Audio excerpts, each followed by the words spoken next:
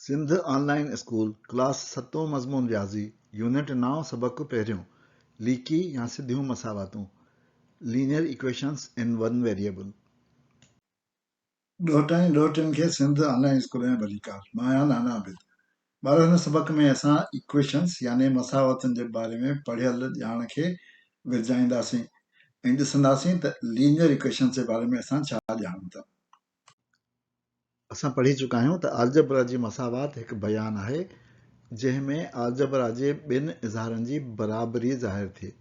यानी जेकॾहिं असां वटि ॿ एक्सप्रेशन्स हुजनि, हिकिड़ो x+2 हुजे ऐं 6+y हुजे, त उन्हनि जी बराबरी जेकॾहिं लिखूं यानी उन्हनि जी वैल्यू साॻी आहे, मुल्ह साॻियो आहे, त उहो थींदो x+2 = 6+y ऐं इहा ई मसावात ऐं इक्वेशन आहे। Equation is a statement which shows that the values of two algebraic expressions are equal. हाणे हिन में असां जेकॾहिं ॾिसूं मसावात में जेका असां साम्हूं रखी आहे त हिन में x ऐं y जे वैल्युनि जो हिकिड़ो ख़ासि सेट हूंदो उनजे मुल्हनि जो जंहिंसां ही मसावात सची साबित थिए। यानी जेकॾहिं असां x खे 1 रखंदासीं त y खे -3 हुअणु खपे, उन सूरत में ई ही मसावात सही साबित थींदी। या जेकॾहिं y 0 हुजे त x खे 4 हुअणु खपे। सो अहिड़ा मुख़्तलिफ़ सेट हूंदा जंहिंसां इक्वेशन दुरुस्त या सची साबित थींदी। पर जेकॾहिं x 1 हुजे ऐं y 1 हुजे त हीअ मसावात सची साबित कोन थींदी। हिन पासे 3 थींदा, हिन पासे 7 थींदा, उनजे करे इहा इक्वेशन सची साबित कोन थींदी, दुरुस्त कोन हूंदी, इनजे करे उहो हुनजो हल कोन हूंदो।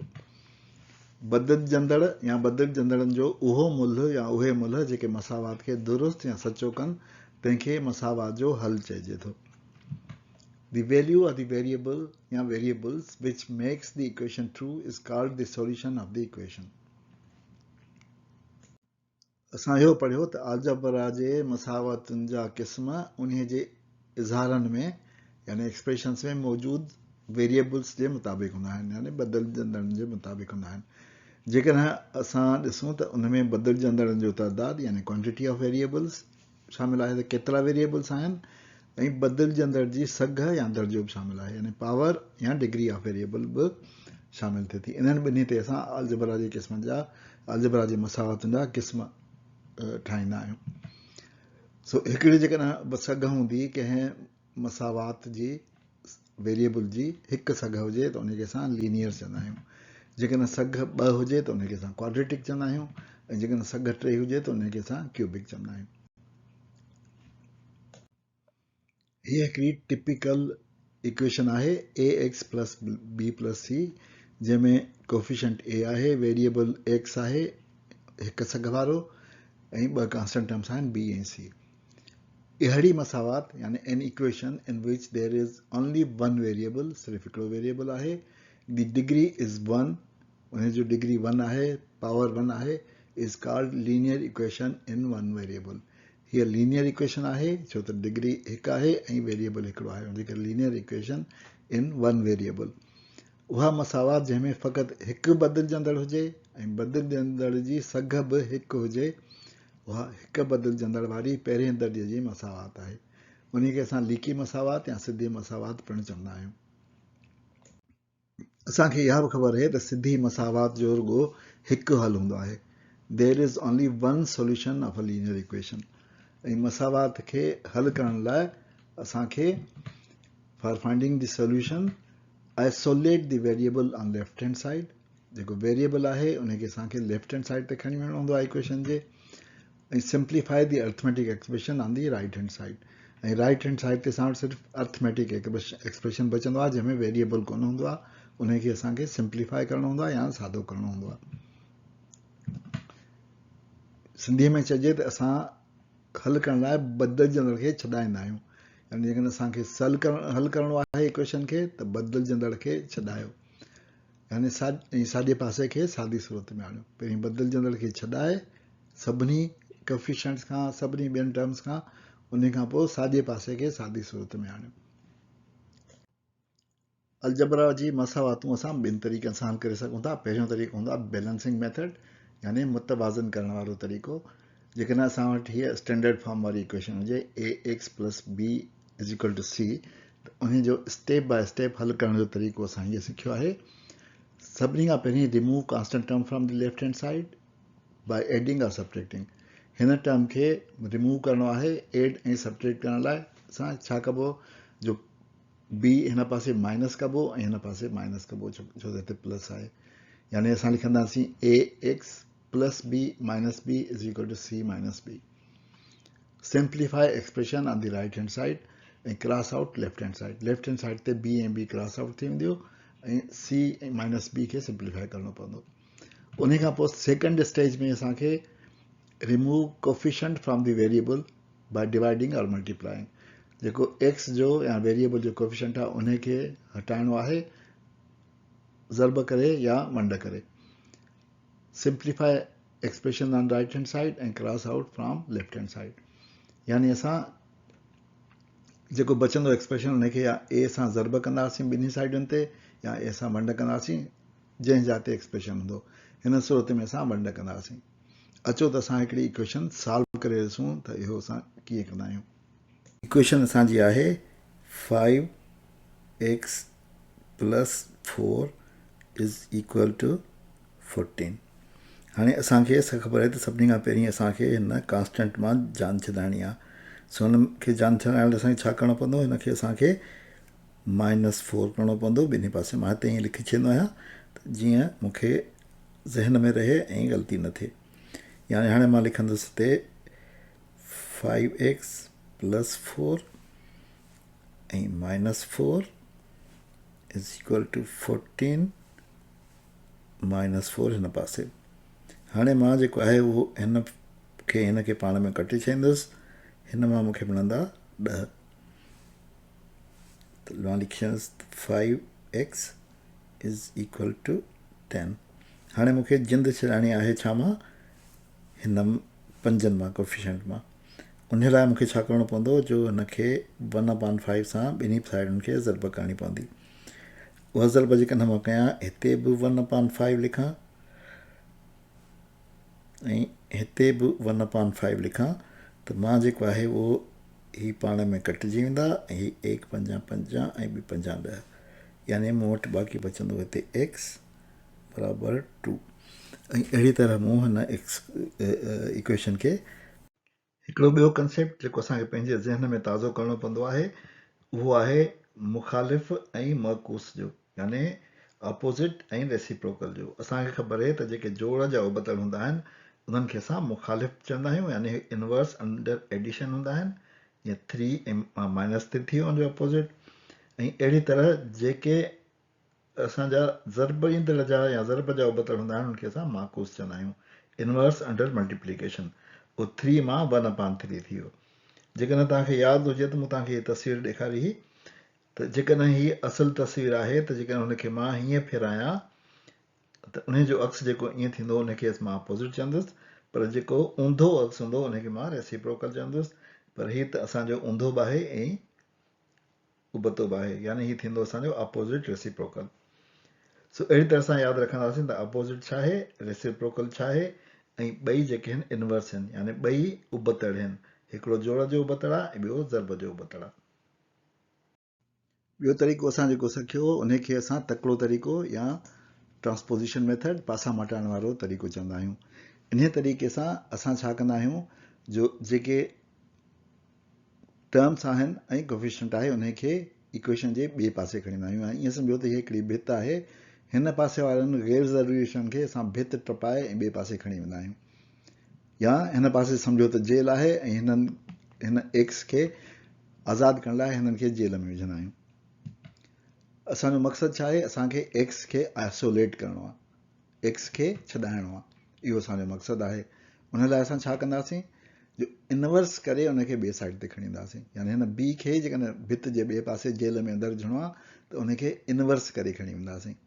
यानी हिनखे असां +b मां -b करे खणी वेंदासीं। अहिड़ी तरह हिन ए खे बि जेको हिन सां मल्टीप्लाई थियल आहे उनखे हिन पासे खणी वञिणो आहे त मल्टीप्लिकेशन जो इनवर्स करे खणी वेंदासीं, यानी हुनखे 1/a करे खणी वेंदासीं।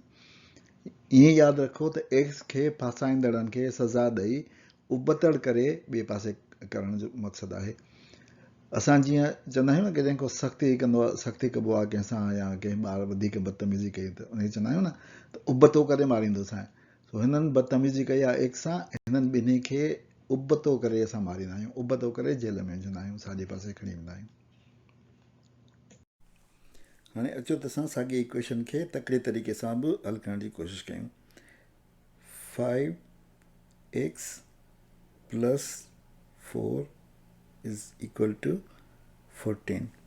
हाणे असांखे छा करिणो आहे, जो असांखे एक्स खपे ऐं हिननि ॿिन्ही मां जिंद छॾाइणी आहे, हिन मां ऐं हिन मां जिंद छॾाइणी आहे। सभिनी खां पहिरीं छा मां जिंद छॾाइबी आहे, बी मां हिन खे असां खणी ईंदासीं हेॾे, त इहो थी वेंदो असांजो पहिरीं त इन मां जिंद छॾाइणी आहे, पहिरियों स्टेप आहे। ऐं असांजो हिन पासे वेंदो त -4 थी वेंदो।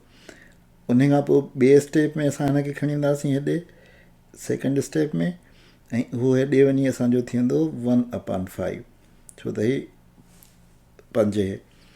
सो हाणे इहे ॿई स्टेप असां हिकु करे कंदासीं। पहिरें स्टेप में असांजो थी वेंदो 5x ऐं ही 4 जेको आहे उहो असांजो हलियो वियो हेॾे, उहो असांजो वञी थियो -4।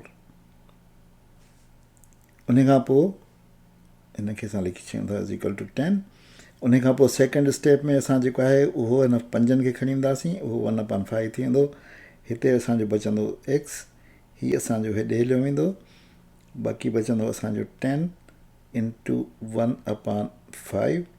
हाणे हिनखे असां जेको आहे उहो 1 5 5 2 5 10 कंदासीं, असांजो बराबरि थी वेंदो 2 जे। सो अहिड़ी तरह असां हिन तरीक़े सां बि हिन इक्वेशन खे सॉल्व करे वरितो।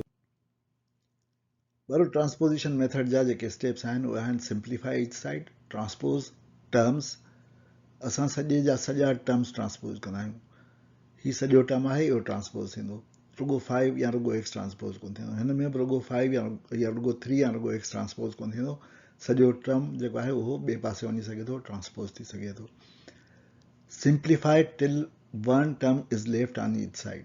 एसि ताईं असांखे ही ॿई ऑपरेशन्स करणा आहिनि, सिंप्लीफाई करे ऐं ट्रांसपोज करे, जेसि ताईं ॿिन्ही पासे हिकिड़ो टर्म न रहिजी वञे।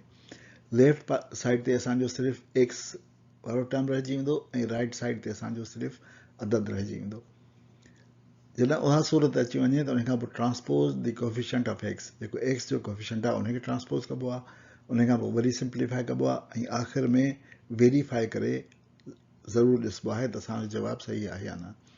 यानी पासा मटाइण वारे तरीक़े जा जेके स्टेप्स आहिनि, हर पासे खे सादो कयो, रक़मुनि जा पासा मटायो, अददनि जा या कोफिशिएंट जा या वेरिएबल जा न, सॼिनि रक़मुनि जा पासा मटायो।